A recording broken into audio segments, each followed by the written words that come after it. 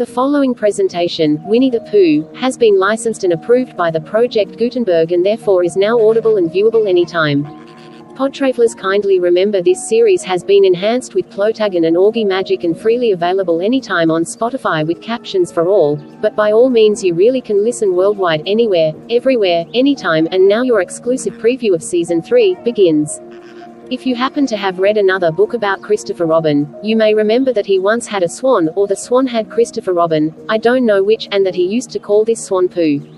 That was a long time ago, and when we said goodbye, we took the name with us, as we didn't think the swan would want it anymore. Well, when Edward Bear said that he would like an exciting name all to himself, Christopher Robin said at once, without stopping to think, that he was Winnie the Pooh. And he was. So, as I have explained the Pooh part, I will now explain the rest of it. You can't be in London for long without going to the zoo. There are some people who begin the zoo at the beginning, called way in, and walk as quickly as they can past every cage until they get to the one called way out, but the nicest people go straight to the animal they love the most, and stay there.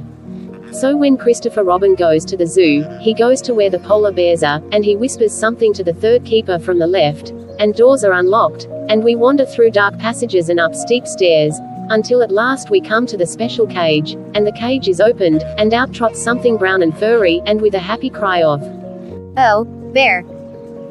Christopher Robin rushes into its arms. Now this bear's name is Winnie, which shows what a good name for bears it is, but the funny thing is that we can't remember whether Winnie is called after Pooh, or Pooh after Winnie. We did know once, but we have forgotten.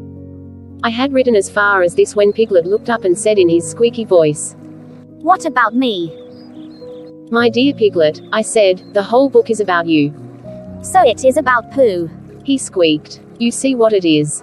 He is jealous because he thinks Pooh is having a grand introduction all to himself.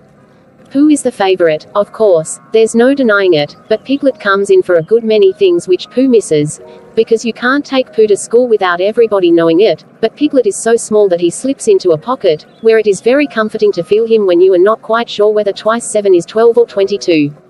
Sometimes he slips out and has a good look in the ink pot, and in this way he has got more education than Pooh, but Pooh doesn't mind.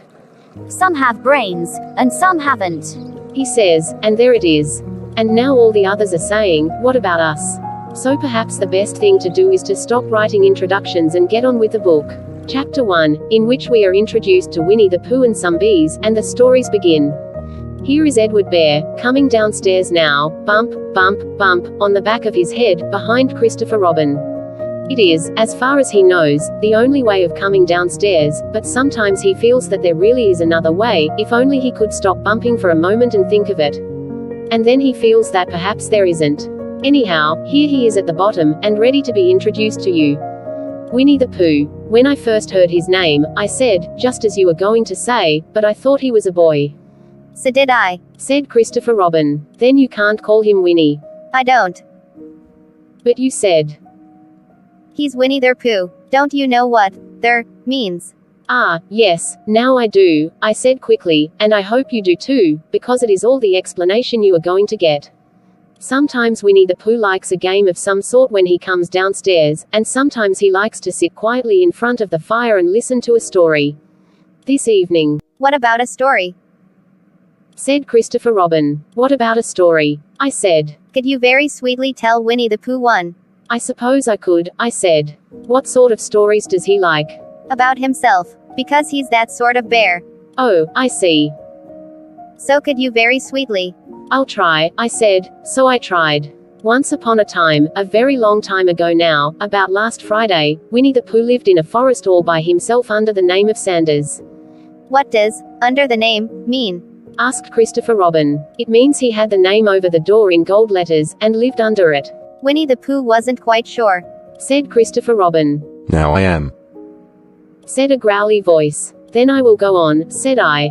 One day when he was out walking, he came to an open place in the middle of the forest, and in the middle of this place was a large oak tree, and, from the top of the tree, there came a loud buzzing noise.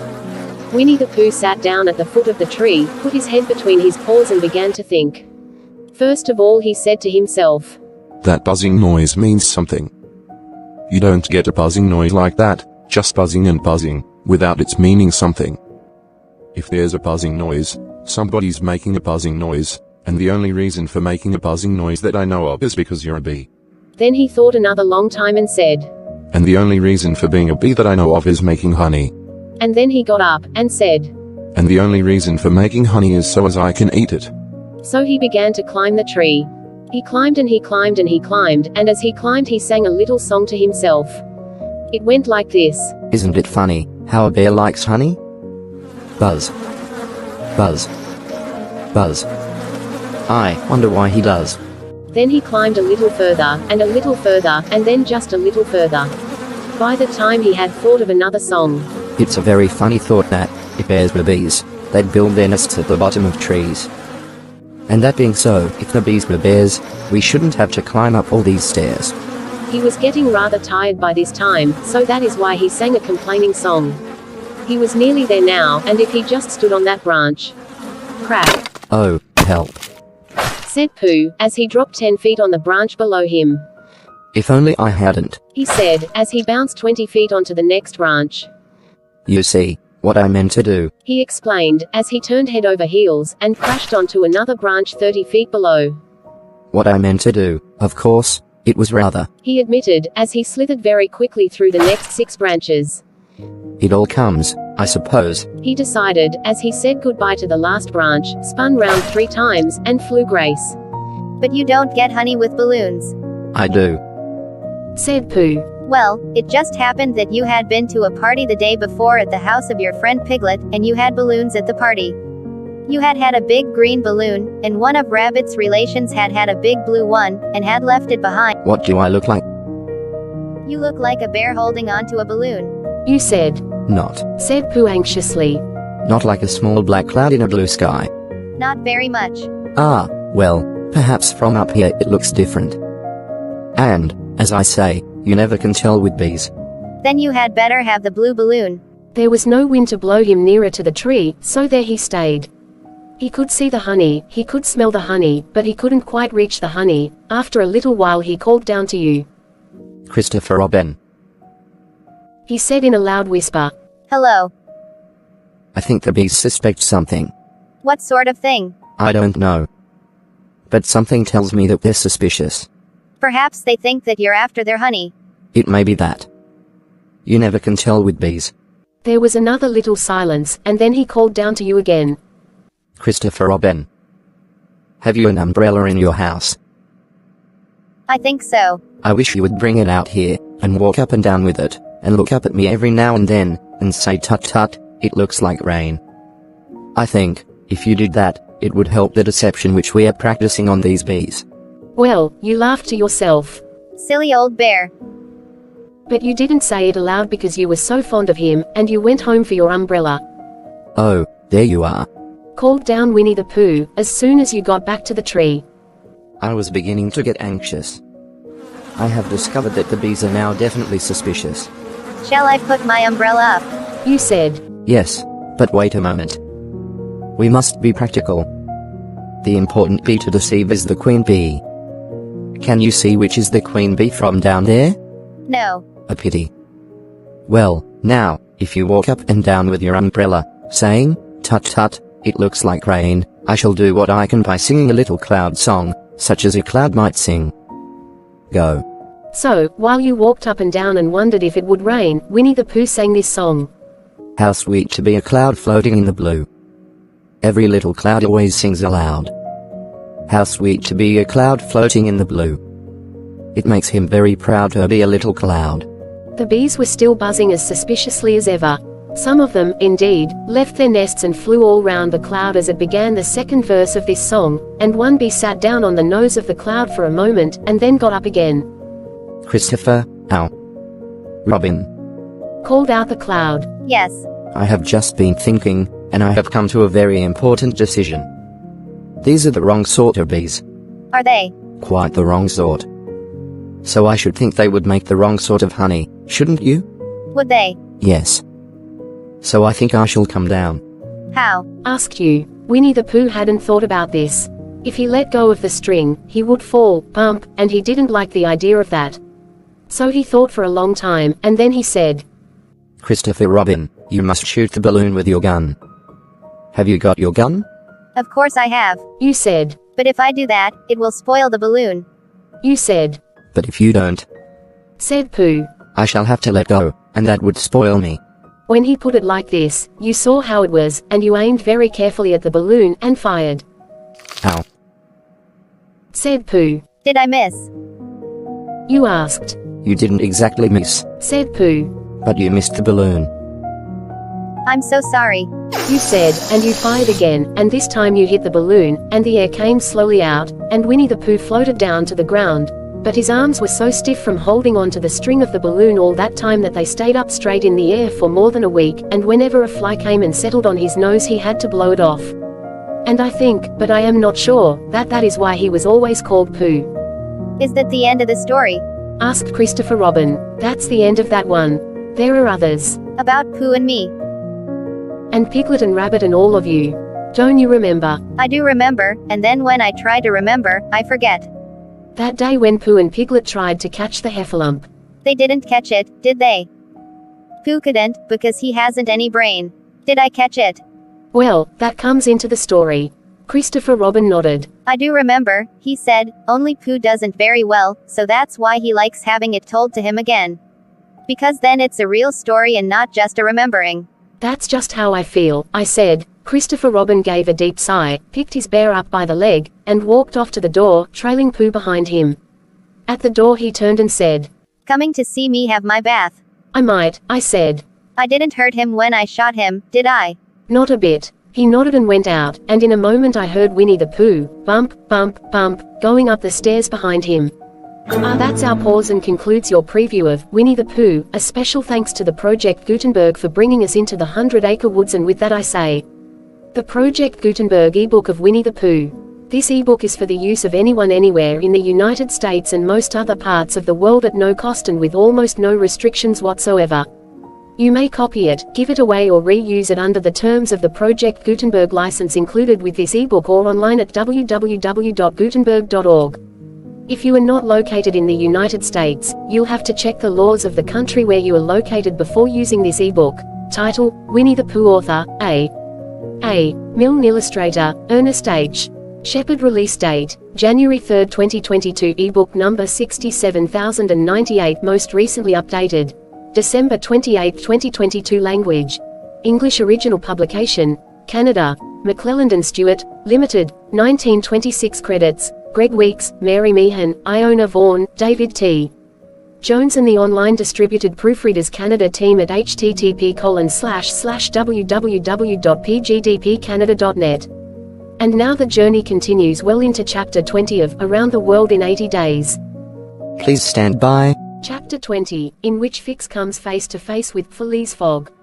While these events were passing at the opium house, Mr. Fogg, unconscious of the danger he was in of losing the steamer, was quietly escorting Aouda about the streets of the English Quarter, making the necessary purchases for the long voyage before them. It was all very well for an Englishman like Mr. Fogg to make the tour of the world with a carpet bag. A lady could not be expected to travel comfortably under such conditions. He acquitted his task with characteristic serenity, and invariably replied to the remonstrances of his fair companion, who was confused by his patience and generosity. It is in the interest of my journey, a part of my program. The purchases made, they returned to the hotel, where they dined at a sumptuously served table. After which Aouda, shaking hands with her protector after the English fashion, retired to her room for rest. Mr. Fogg absorbed himself throughout the evening in the perusal of the Times and Illustrated London News. Had he been capable of being astonished at anything, it would have been not to see his servant return at bedtime. But, knowing that the steamer was not to leave for Yokohama until the next morning, he did not disturb himself about the matter. When Passepartout did not appear the next morning to answer his master's bell, Mr. Fogg, not betraying the least vexation, contented himself with taking his carpet bag, calling Aouda, and sending for a palanquin. It was then 8 o'clock. At 9:30, it being then high tide, the Carnatic would leave the harbour. Mr. Fogg and Aouda got into the palanquin, their luggage being brought after on a wheelbarrow, and half an hour later stepped upon the quay whence they were to embark.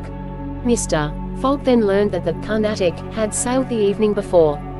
He had expected to find not only the steamer, but his domestic, and was forced to give up both, but no sign of disappointment appeared on his face, and he merely remarked to Aouda, It is an accident, madam, nothing more. At this moment a man who had been observing him attentively approached. It was Fix, who, bowing, addressed Mr. Fogg. Were you not, like me, sir, a passenger by the Rangoon, which arrived yesterday? I was, sir. Replied Mr. Fogg coldly. But I have not the honor. Pardon me, I thought I should find your servant here. Do you know where he is, sir? Asked Aouda anxious. What? Responded Fix, feigning surprise.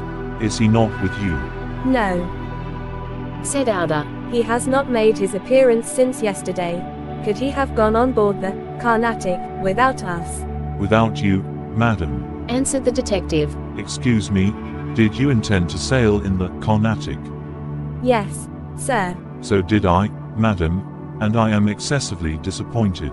The Carnatic, its repairs being completed, left Hong Kong 12 hours before the stated time, without any notice being given, and we must now wait a week for another steamer.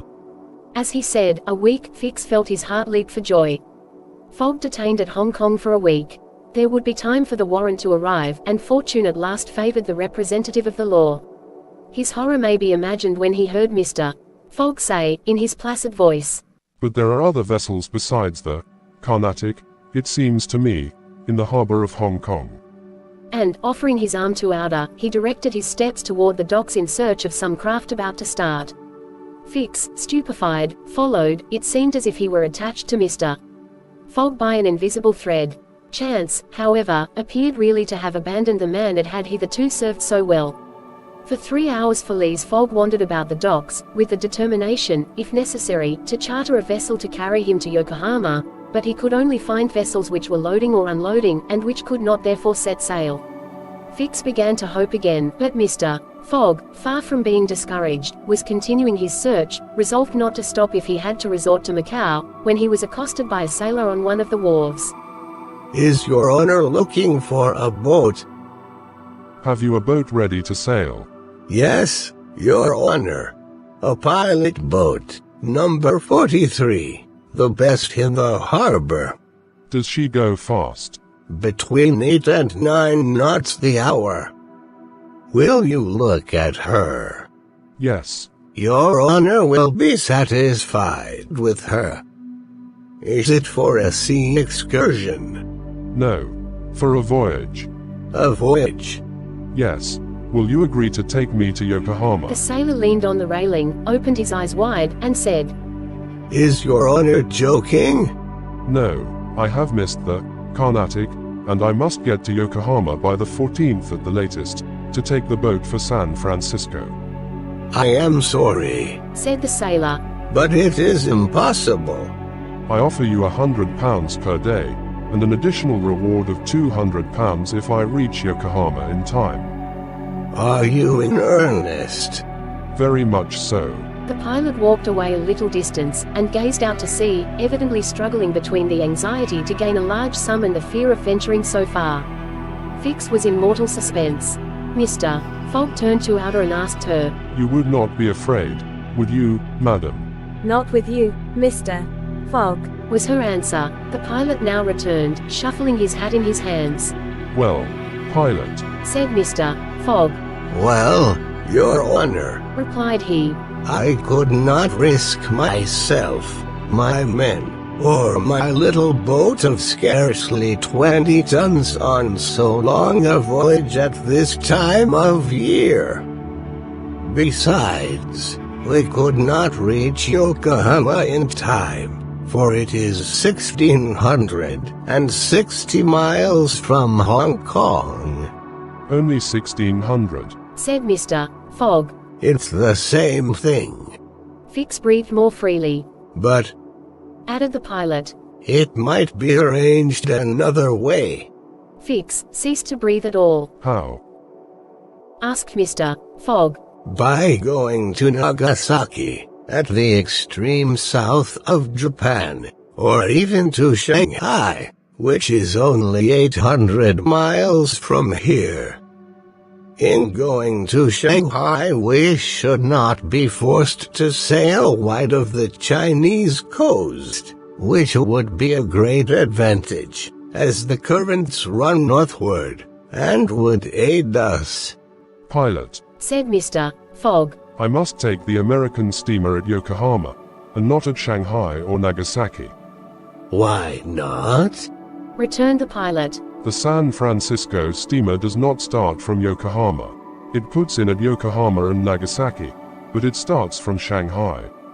You are sure of that? Perfectly. And when does the boat leave Shanghai? On the 11th, at 7 in the evening.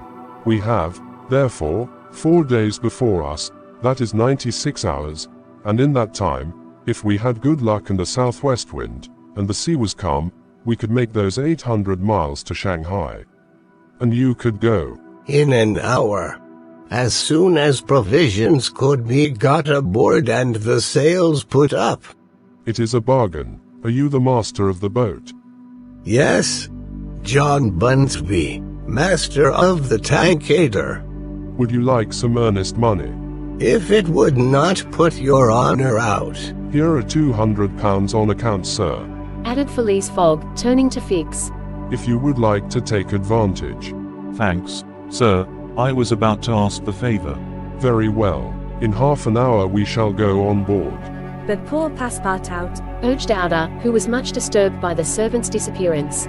I shall do all I can to find him, replied Phileas Fogg, while Fix, in a feverish, nervous state, repaired to the pilot boat. The others directed their course to the police station at Hong Kong. Phileas Fogg there gave Passepartout's description, and left a sum of money to be spent in the search for him. The same formalities having been gone through at the French consulate, and the palanquin having stopped at the hotel for the luggage, which had been sent back there, they returned to the wharf. It was now 3 o'clock, and pilot boat number 43, with its crew on board, and its provisions stored away, was ready for departure. The Tankader was a neat little craft of 20 tons, as gracefully built as if she were a racing yacht. Her shining copper sheathing, her galvanized iron work, her deck, white as ivory, betrayed the pride taken by John Bunsby in making her presentable. Her two masts leaned a trifle backward, she carried brigantine, foresail, storm jib, and standing jib, and was well rigged for running before the wind, and she seemed capable of brisk speed, which, indeed, she had already proved by gaining several prizes in pilot boat races. The crew of the Tankader was composed of John Bunsby, the master, and 4 hardy mariners, who were familiar with the Chinese seas. John Bunsby, himself, a man of 45 or thereabouts, vigorous, sunburnt, with a sprightly expression of the eye, and energetic and self-reliant countenance, would have inspired confidence in the most timid. Phileas Fogg and Aouda went on board, where they found Fix already installed.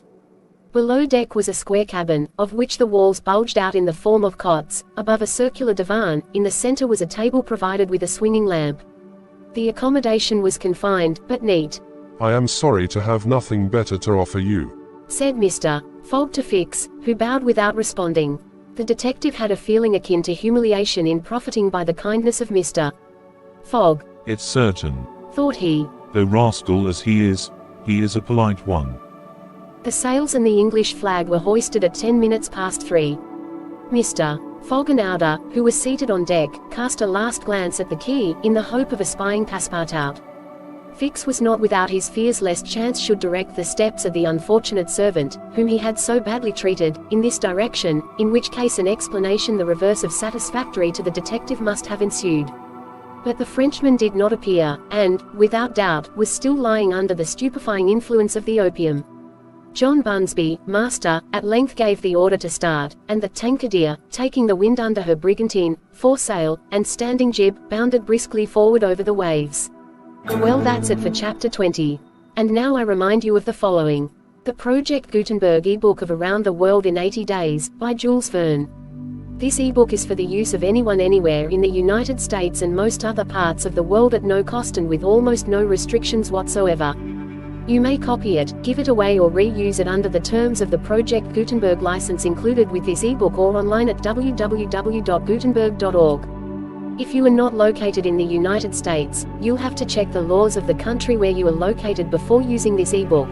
Title: Around the World in 80 Days. Author: Jules Verne. Release date: January 1, 1994. Ebook number 103. Most recently updated: August 6, 2021. Language: English. Remember to follow the stream on mindoverjohn.substack.com. I'll grant you a sneak peek on coming episodes and chapters to be, and if it's not too much trouble I need some feedback, yes you, my avid listener and watcher. But I'll go one step further. I know deep down inside you want to share, so here you go. What did you think? I honestly would love to hear from you. Do you like the minisodes? I've included a link to send a voicemail to Mind Over John, and I so very promise to include you, my podtravelers, in an upcoming chapter release. My, you're an impatient and ill-ad hasty, but very well. It's https://podcasters.spotify.com/pod/show/mindoverjohn/message. See, that's why this just works better and easier to memorize. mindoverjohn.substack.com. Until our next chapter, pod travelers, stream on.